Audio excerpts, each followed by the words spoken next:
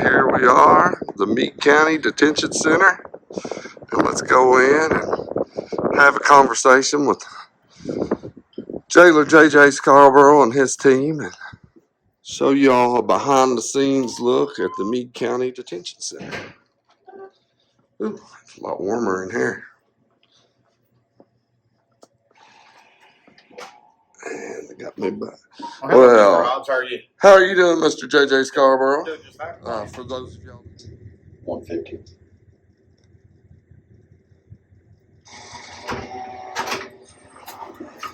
Come on, Terry. Alrighty. Of course, correct me if I'm wrong, Mr. Rob. You've never been in here before, have you? No, luckily, by choice or against my will. Of course, as you hear behind me, it's our big, fearful watchdog. And this is actually our control room. Our control room, as you'll see, it's where all our cameras and everything are kept. Go ahead and step on inside. Oh, okay. Of course, is that the mascot? that is the mascot. Shooter's our little puppy. He goes back quite a few years. We actually have a pretty good story behind him, nothing but.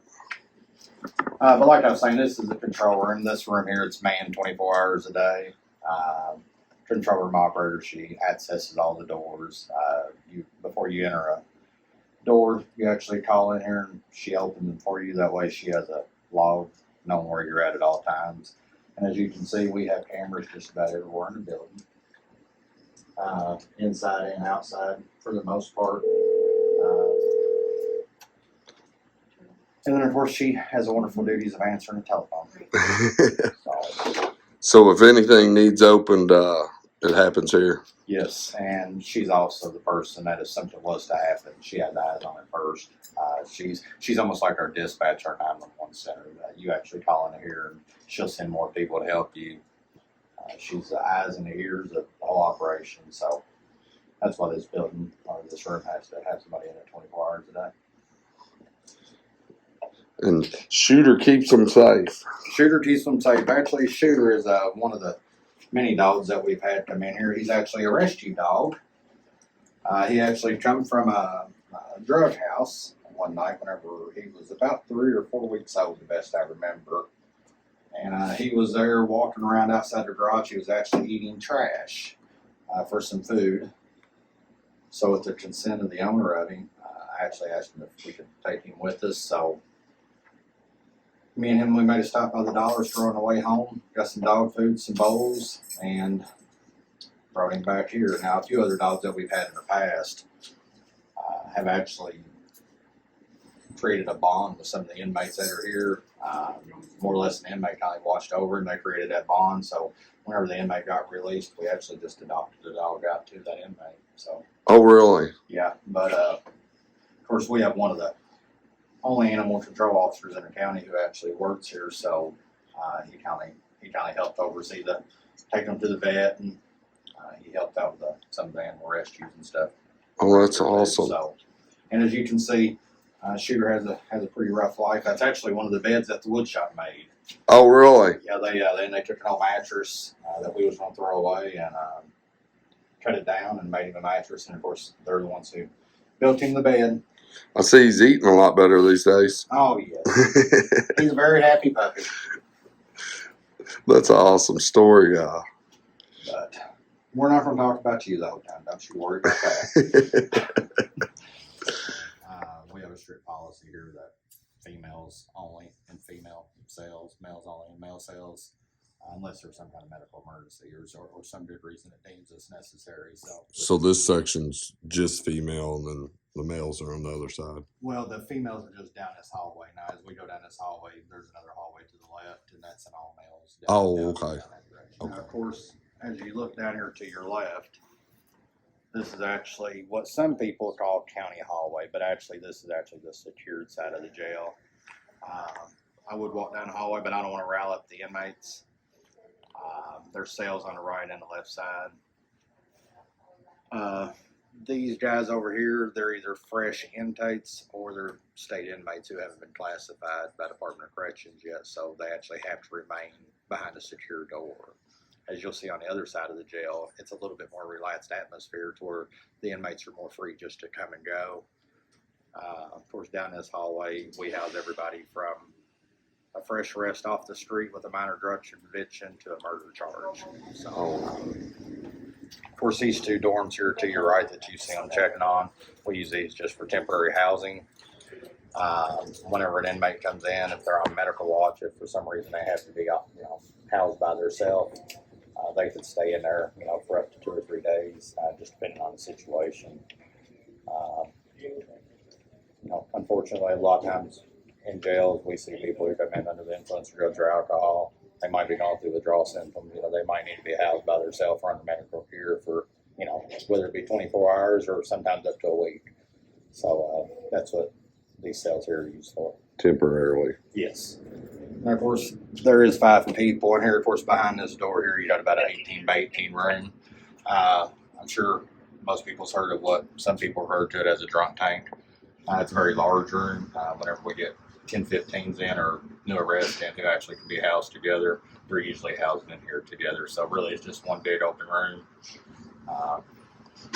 And of course, as you can see on the door, I asked you not to get the names of them, but we can also do detox and medical watches from here too. Oh, okay. It's kind of a standard procedure. Anybody who comes in here that's been under the influence of drugs or alcohol, they're automatically put on a detox, and whether they request it or whether we think. We've learned from the past, it's better just to err on the side of caution, so everybody gets 15-minute detox whenever they come through the door. We just found it to just be the safer way. We try to ask questions whenever they come in the back door to ask them if they've been on any drugs or alcohol, and a lot of them don't all the time. They don't always tell the truth, unfortunately. So, like I said, just err on the side of precaution. We put them on 15-minute detox. I got you. I'll tell you, probably see a lot of that. 14 door.